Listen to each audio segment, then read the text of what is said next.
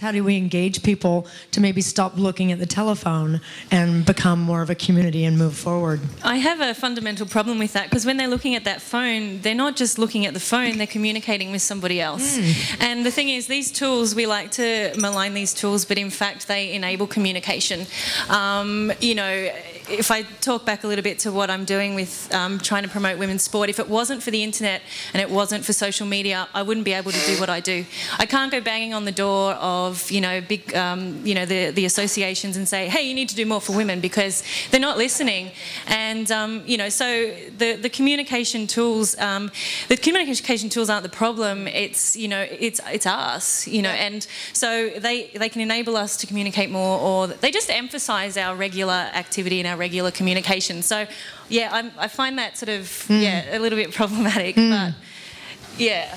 I mean, there's a lot of goodness in it. I mean, I know that just through my own personal journey of late. Like, a lot of the discussions we have are quite closed, intimate discussions about this, all in closed forums, online, globally, and this community needs that. And unfortunately, a lot of the time I probably do look like I'm being, you know, somebody who's quite secluse or not connecting to everybody around me here, but that's, you know, that's important. But at the same time, it's how you find a balance, I think. The balance. I'd like to say something about this idea of cultural change, or cultural revolution, because I think that's a really important thing. My own humble contribution in this way is, you know, I'm a sociologist by training, and over the last decade, performance has become performance, and also, you know, facilitated fun interaction has become the main work that I do. And I think that part of what needs to happen is that people need to come into dialogue about things they don't think they want to talk about, right? Like, there are so many things that we are avoiding because it's scary, you know? It's scary to talk about things like feminism or racism or class, or, you know, all of these kinds of things. And so, you know, part of what I do on stage is I tell stories that are based in, you know, first-person storytelling, because this is exactly what we are now used to hearing, right?